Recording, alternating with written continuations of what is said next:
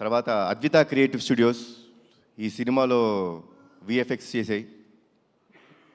చాలా చాలా బాగా చేశారు. చాలా తక్కువ టైంలో ఇంత మంచి విఎఫ్ఎక్స్ ఇచ్చారు. So I would like to thank, అది నా సొంత స్టూడియో అయినా సరే ఆ టీమ్ మెంబర్స్ని ఐ షుడ్ థ్యాంక్. చాలా బాగా చేశారు. Thanks a lot Advitha creative studios. తర్వాత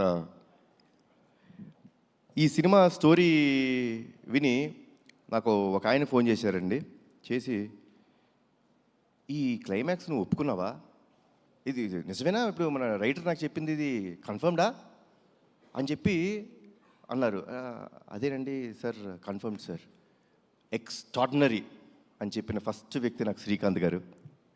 శ్రీకాంత్ గారు క్లైమాక్స్ విని, అంటే కథ మొత్తం విన్నారు, ఏంటి ఇలా క్లైమాక్స్ చేస్తున్నారా అంటే ఆ సర్ప్రైజ్ ఎలిమెంట్ ఉంటుందండి. ఒక నిజంగా చేస్తున్నాం అంటే ఎక్స్ట్రాడినరీ అనే ఒక మాట చెప్పారండి. So that was the first thing sir, మీ దగ్గర నుంచి the first feedback. Thanks a lot sir. ఈ సినిమా నిజంగా నా అదృష్టం అండి. అంటే అందరు పెద్ద పెద్ద యాక్టర్స్తో చేస్తున్నప్పుడు కొంచెం చిన్న భయం ఉంటుంది. శ్రీకాంత్ గారు వాళ్ళందరి ముందు చేసినప్పుడు చిన్న అంటే బెరుకు ఉంటుందండి. అంటే వాళ్ళు ఎన్నో సినిమాలు, ఎన్నో వందల సినిమాలు, ఎన్నో సంవత్సరాల నుంచి చాలా గొప్ప గొప్ప యాక్టర్స్తో చేశారు. సో నేను వాళ్ళ ముందు చేస్తున్నప్పుడు చిన్న బెరుకు ఉండేది. బట్ ఆ బెరుకు ఏమీ లేనికోకుండా నాకు మంచి సపోర్ట్ చేస్తూ, నాకు ఎప్పుడో ఒక స్మైలింగ్ ఫేస్తో కనిపిస్తుంటారు శ్రీకాంత్ గారు. ఆయన్ని ఇంకొక పాత్రలో చూడటం నాకు చాలా ఇష్టమైన సినిమా అయింది ఒకటి ఉంది, ఆపరేషన్ దుర్యోధన కదా సార్. ఆపరేషన్ దుర్యోధన నాకు చాలా ఇష్టమైన సినిమా. దాంట్లో అసలు extraordinary next level of performance ఉంటుంది అయింది. నేను ఆయన్ని ఒక్కటే కోరికన్నాను, సార్ ఆ నెక్స్ట్ రోల్ మీరు చేసేటప్పుడు ఆ సినిమా ఒక్కటే నాకు రెఫరెన్స్ సార్, అలా చేయండి అని ఒకే ఒక మాట చెప్పాను. అండ్ ఎరగదీశారు.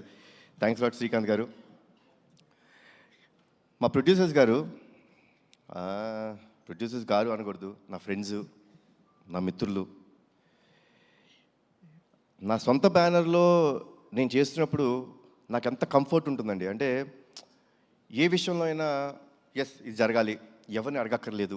అంటే అది పొగరు కాదండి, ఎవరిని అడగక్కర్లేదని పొగరు కాదండి, ఒక నమ్మకం. అది ఒక నమ్మకం ఇచ్చి ఈ సినిమా బాగా రావాలండి, మాకు మంచి పేరు రావాలి అని ఎప్పుడు తపన పడుతూ, ఎప్పుడు నా వెంటే ఉంటూ